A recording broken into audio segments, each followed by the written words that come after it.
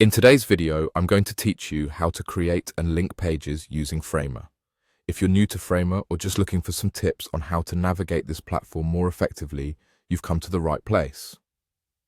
We'll walk through the process of adding and linking pages to ensure you're able to build interactive and seamless designs. So, let's get started. First, open up Framer on your device. Once you've launched the application, take a look at the left-hand side of your screen. Here, you'll notice an option to add a new page.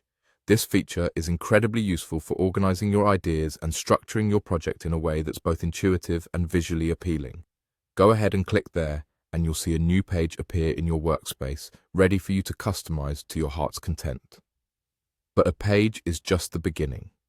To make the most out of your Framer experience, you'll want to add elements to this page. Once again, locate the tools on the left side and find the option to add elements. It's typically situated near the Add Page button you just used. By clicking here, you'll be introduced to a wide array of design elements you can integrate into your page.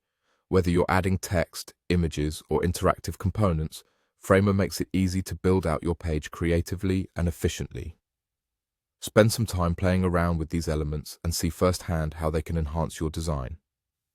Once your page is set up and you've added your desired elements, you're ready to think about linking. Let's shift our focus to the right side of the screen, where you have the capability to link your pages. This will be an essential step if you're looking to create a multi-page design or if you want your components to lead the user somewhere else. On this side, you'll find an option labeled Click Link To.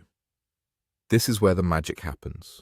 When you select a component you want to link, you'll see an opportunity to paste a URL or choose to link it to a different page within your project.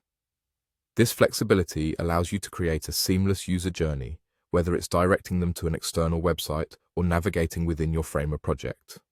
Give it a try. Copy and paste a URL or select another page and watch how quickly your design becomes interactive. And there you have it. That's how you link pages in Framer.